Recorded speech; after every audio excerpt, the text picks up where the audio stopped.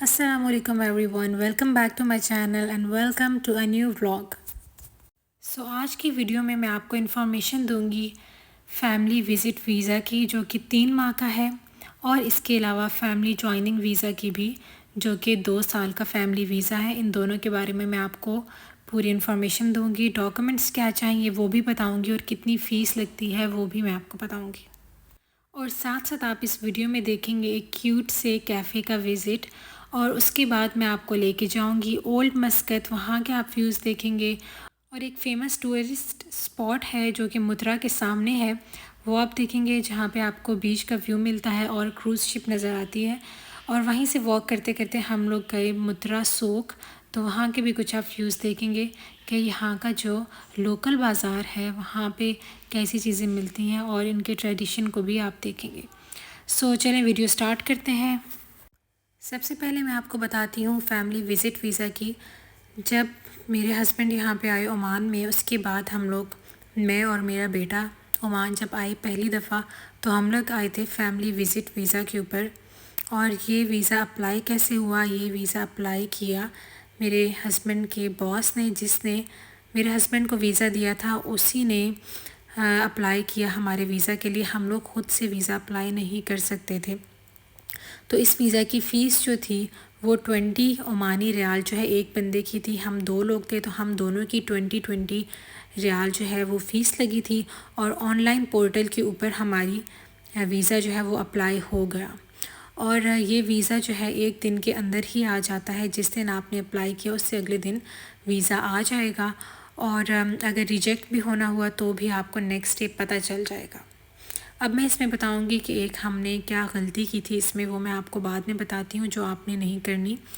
उससे पहले मैं आपको बताती हूँ कि इसकी डॉक्यूमेंट्स क्या क्या चाहिए।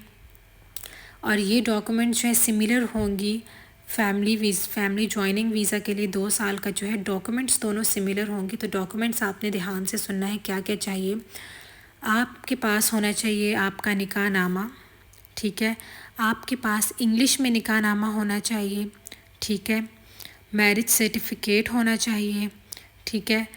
FRC जो है फैमिली रजिस्ट्रेशन सर्टिफिकेट, ये होना चाहिए, जिसमें आपके बच्चों की भी एंट्री होगी अगर आपके बच्चे हैं तो, ठीक है। अगर बच्चे नहीं हैं तो फिर उसकी ज़रूरत नहीं है, क्योंकि हमारा बेटा जो है वो 2 साल से छोटा बेटा है हमारे साथ, तो उसके लिए हमें फैमिली रजिस्ट्रेशन सर्टिफिकेट चाहिए और बच्चे का बर्थ सर्टिफिकेट चाहिए, ठीक है।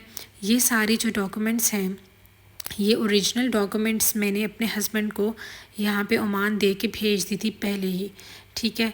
यहाँ पे आके उन्होंने इसको अटेस्ट करवाया पाकिस्तान एम्बेसी से, वहाँ से अटेस्ट होके इनमें से जो भी रिक्वायर्ड डॉक्यूमेंट्स थी वो उन्होंने वीज़ा के अंदर अटैच कर दी। आपने ये सारी जो है डॉक्यूमेंट्स ये तैयार रखनी है जब भी आप पाकिस्तान से बाहर विज़िट कर रहे हैं, या आपका इरादा है आप यहाँ पे सेटल होने का 2 साल के वीज़े के लिए, तो ये सारी डॉक्यूमेंट्स आपने तैयार रखनी है। इसके अलावा हमारा पासपोर्ट और हमारी फ़ोटोग्राफ्स विद ब्लू बैकग्राउंड जो है, ये हमने दी थी इस वीज़ा अप्लाई करने के लिए। इसके अलावा जो है मैंने अपना गैमका का मेडिकल अटैच किया, जो मैंने पाकिस्तान में करवाया था, और वहाँ से मैंने वो अपने हस्बैंड को भेजा और वो भी यहाँ से अटेस्ट हुआ। ये सारे डॉक्यूमेंट्स एक साथ इन्होंने एम्बेसी से अटेस्ट करवाए थे, और ये जो है अटैच हो गए थे वीज़ा के प्रोसेस के लिए। और जो है इसके बाद हमारा 1 दिन के अंदर वीज़ा आ गया। इसमें पहली दफ़ा जब हमने अप्लाई किया तो हमसे एक मिस्टेक हो गई, वो ये कि मेरा और मेरे बेटे का वीज़ा जो है एक साथ अप्लाई हुआ था। बच्चा जो है वो 2 साल से कम उम्र था, तो क्या हुआ कि उसका वीज़ा रिजेक्ट हो गया, क्योंकि उन्होंने कहा कि पहले मदर का वीज़ा एक्सेप्ट होगा और उसके बाद जो है उसकी बेस पे बच्चे का वीज़ा लगेगा। तो फिर हमने, जब मेरा वीज़ा आ गया 1 दिन में, तो हमने दोबारा से अप्लाई किया बेटे का वीज़ा, तो फिर वो भी आ गया। तो अगर आपके पास भी छोटा बच्चा है तो आप पहले उसकी मदर का अप्लाई करें, और जब वो एक्सेप्ट हो जाएगा तो फिर आप बच्चे का अप्लाई करें। तो ये डॉक्यूमेंट्स मैंने आपको बता दी, और फ़ीस इसकी बता दी कि 20 ओमानी रियाल थी। और ये वीज़ा वैलिड है 3 मंथ्स का। लेकिन इसका नुकसान एक ये है कि आप इसमें सिंगल एंट्री है, आप एक ही दफ़ा ओमान आ सकते हैं और एक ही दफ़ा जा सकते हैं। आपको अर्जेंट कभी भी ट्रैवल करना पड़ गया वापस पाकिस्तान आने के लिए, कहीं भी जाने के लिए, तो आप दोबारा ओमान नहीं आ सकते। तो ये था फैमिली विज़िट वीज़ा 3 मंथ्स का। अब मैं आपको बताती हूँ फैमिली जॉइनिंग वीज़ा 2 साल का जो है उसकी जो है टाइमलाइन है वो कितने दिनों में आ जाता है, वो भी एक ही दिन में आ जाता है। उसमें भी आपने सेम प्रोसेस करना है, पहले मदर का वीज़ा अप्लाई करें, उसके बाद बच्चे का वीज़ा अप्लाई करें, ठीक है।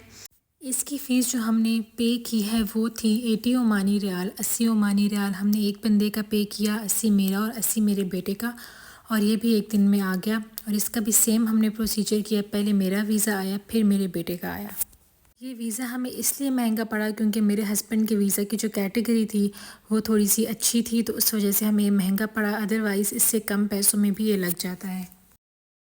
और इस वीज़ा कन्वर्जन के दौरान हमें ओमान से बाहर जाने की ज़रूरत नहीं पड़ी, यहीं पे रह के हमारा वीज़ा अपग्रेड हो गया।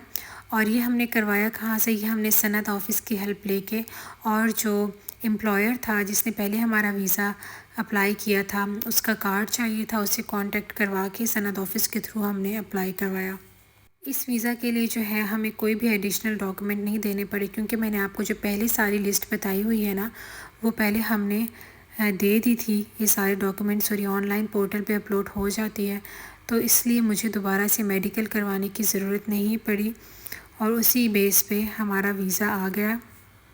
तो अगर आप डायरेक्ट फैमिली वीज़ा भी अप्लाई कर रहे हैं तो भी उसका प्रोसेस यही होगा, ये सारे डॉक्यूमेंट्स आप लोग तैयार रखें अपने, और आप इस तरह से डायरेक्ट जो है 30 ओमानी रियाल फ़ी पे करके आप लोग ये अप्लाई कर सकते हैं।